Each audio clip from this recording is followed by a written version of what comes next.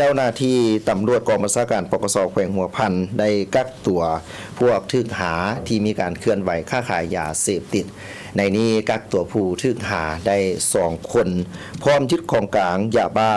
646เม็ดเฮโรอีน2ก้อนและเครื่องของกลางอีกจำนวนหนึ่งเพื่อมาดำเนินคดีตามขั้นตอนของกฎหมายในตอนเช้าของวันที่16พฤษภาคม2025เจ้าหน้าที่ปกส.แขวงหัวพันได้รับแจ้งข่าวจากพลเมืองดีว่ามีการมั่วสุมและค้าขายยาเสพติดอยู่ขอบเขตบ้านผาปัดคุ้มดินแหลงมือสำเหนือแขวงหัวพันสนั่นจึงไหลแต่งตั้งเจ้าหน้าที่พิเศษเฉพาะลงติดตามกวดกาเห็นบ่ามีมูลความจริงแท้ตกมาหอดเวลาประมาณ 8 โมงเช้าของวันเดียวกันเจ้าหน้าที่จึงไหลประสานสมทบกับภาคส่วนที่เกี่ยวข้องขอคำสั่งนำอัยการเข้ากวดค้นเฮือนของท่าวลางทออายุ34ปีและนางเบายางอายุ45ปี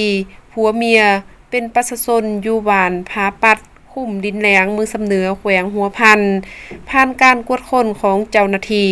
ได้พบเห็นของกลางยาเสพติดประเภทยาบ้าจำนวน23เม็ดอยู่ในต้นตัวของท่าวลางทอและกวดค้นต้นตัวนางเบายางได้พบเห็นยาเฮโรอีน1 กว่าน้อยหลังจากนั้นได้กวดค้นเฮือนของผัวเกียวได้พบเห็นยาบ้าจำนวน3 ถุงเท่ากับ623เม็ดและเฮโรอีน1 ก้อนที่ซุกเสื่องอยู่ในห้องนอนของผัวเกียวพร้อมด้วยของกลางปืนแก๊ป1 กระบอกปืนแตง1 กระบอกเหล้าปืนแก๊ป1 อันโทรศัพท์1 เครื่อง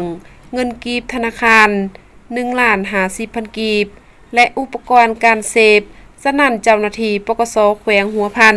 จึงไล่กักตัวผัวเกียวทั้ง2 คนพร้อมของกลางเพื่อสืบสวนหาผู้ร่วมขบวนการและดำเนินคดีตามขั้นตอนของกฎหมาย